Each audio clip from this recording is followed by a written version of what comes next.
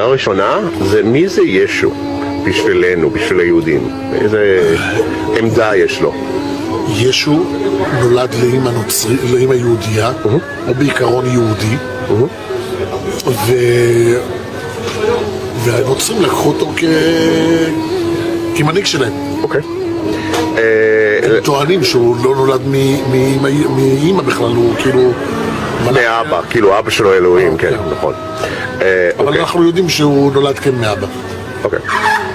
מאיפה אנחנו יודעים בעצם? זה מובא בתלמוד הבבלי. אוקיי, מה? Who is Jesus to you? Oh, hard question. A cousin? No. I don't know. Okay. I guess, for me it's nothing. Okay. I guess it's someone for people who consider themselves Christian, but for me it's nothing. Okay. Who is Jesus to you? מי זה ישו בשבילך? ישו, זה הנביא של הנוצרים. אתה רוצה להוסיף משהו? לא, בנושא הזה בבנו. הנביא, האלוהים של הנוצרים. אוקיי. בן אדם טוב היה, אללה ירחמו. הוא היה צדיק.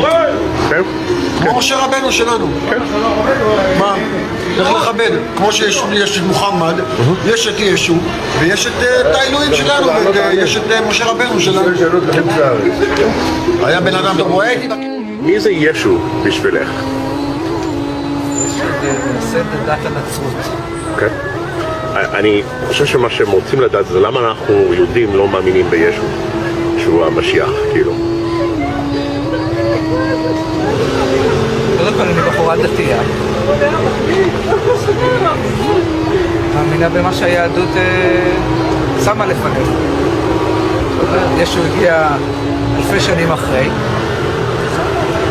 כולם היה יהודי, אבל הלך לדת אחרת. הקים דת אחרת. Who is Jesus for you? דמות בשביל אנשים שלא חושבים לבד. Okay. No, I can translate it. Okay. Okay, so you think... It's just a story for people that have not been told really good things. Okay.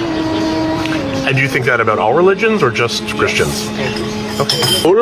מי זה ישו, כאילו, מבחינת מהמבט היהודית?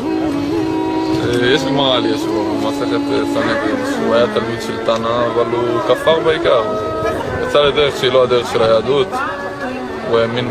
זה על ישו, מי זה ישו במבט Jesus Christ במבט היהודית? ישו? כן. הוא נוצרי, הוא לא קשור אלינו בכלל. אוקיי, אז למה הוא לא המשיח? כי הוא לא קשור אלינו, אנחנו מאמינים בתורה, יש לנו את התורה שהיא ההוכחה שלנו. מה? יהודי שהתנצר והלך לנצרות. כן. שיחק בדיוק, חי בסרט רציני שהוא הולך על המים. היה מעשן הרבה. הוא האמין בצלב, הוא האמין בצלב. אנחנו יש לנו את המגן דוד, יש לנו את אלוהים שבשמיים, אנחנו מאמינים בתורה שאלוהים נתן לנו בהר סיני. אנחנו לא מאמינים בישו, ישו בכלל לא קשור אלינו, אין לנו קשר לישו.